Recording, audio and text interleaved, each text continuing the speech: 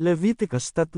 At kung ang kanilang alay ay haing mga handog tungkol sa kapayapaan, kung ang ihahandog niya ay sa bakahan maging lalaki o babae, ay ihahandog niya na walang kapintasan sa harap ng Panginoon. At kanyang ipapatong ang kamay niya sa ulo ng kanyang alay, at papatayin sa pintuan ng tabernakulo ng kapisanan, at iwiwaysak ng mga anak ni Aaron, na mga saserdote, ang dugo sa ibabaw ng dambana, sa palibot.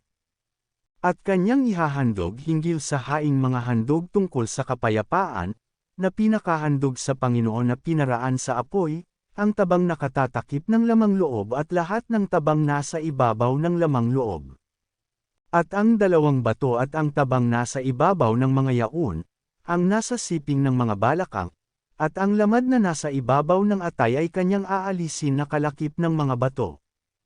At susunugan ng mga anak ni Aaron sa dambana, sa ibabaw ng handog na susunugan na nasa ibabaw ng kahoy na nakapatong sa apoy, handog ng pinaraan sa apoy, na pinakamasarap na amoy sa Panginoon.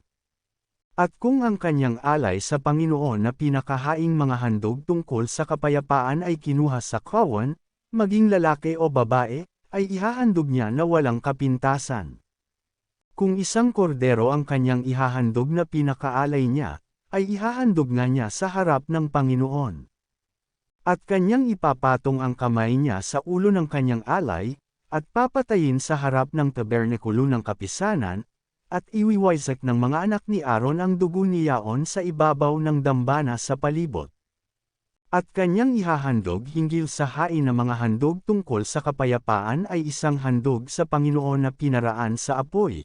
Ang taba ni Yaon, ang buong matabang buntot, ay aalisin niya sa siping ng gulugod, at ang tabang nakatatakip ng lamang loob, at ang lahat ng tabang nasa ibabaw ng lamang loob.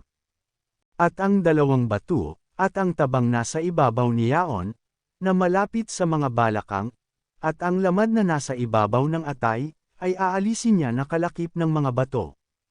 At susunugan ng saserdote sa ibabaw ng dambana, pagkaing handog nga sa Panginoon na pinaraan sa apoy. At kung kambing ang kanyang alay ay ihahandog nga niya sa harap ng Panginoon.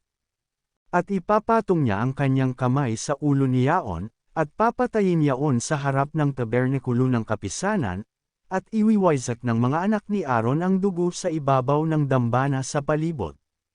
At ang ihahandog niya roon na kanyang alay, na pinakahandog sa Panginoon, na pinaraan sa apoy, ang tabang nakatatakip ng lamang loob, lahat ng tabang nasa ibabaw ng lamang loob.